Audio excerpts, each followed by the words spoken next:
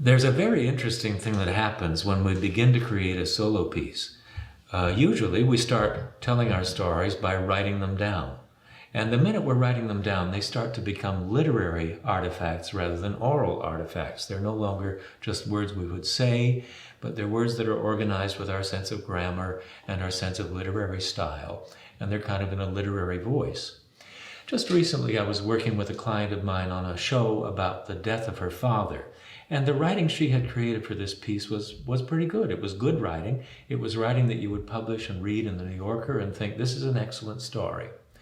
But as we worked with this in a rehearsal and began to explore what these words were actually doing, we recognized that the words themselves, as they were organized, were too literary, and they were creating a sense of distance from the person who was speaking them. And it was her very personal story. We looked at that and we began to make a series of revisions to get the language to be more direct, more immediate, and more conversational.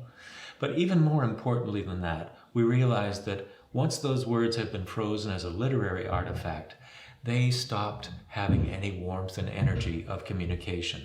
They became kind of cold and distant. And the way we worked on that was I suggested, who is it that you're speaking to with this story?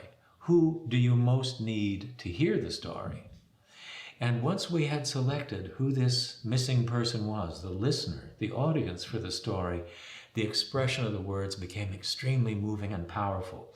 Don't forget that this story was about the death of a father, so there was a lot of emotion involved in it.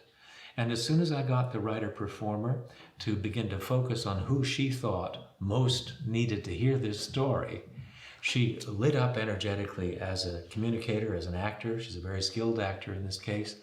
And the emotional life of the words came charging to the fore.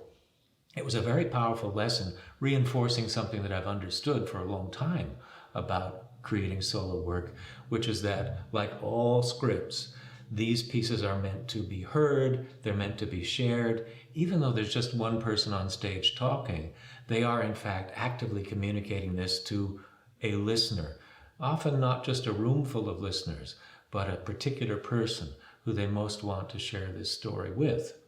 In fact, a solo show often happens because the particular person who's carrying this story feels there's no way that they could tell this story to the person that they feel most needs to hear it. There's no way I could tell my father about this. There's no way I could tell my brother about this. And the power of that obstacle from telling it in actual life is often the crucible in which the solo show begins to grow. By the time you've written that show and created it, you may have lost the link to who it is that you felt most needed to hear this, or perhaps you never consciously identified it. And when you do make that connection, the power that is released in that moment is extremely powerful, and hopefully you find a way to turn that into a technique and return to it time after time as you perform your piece.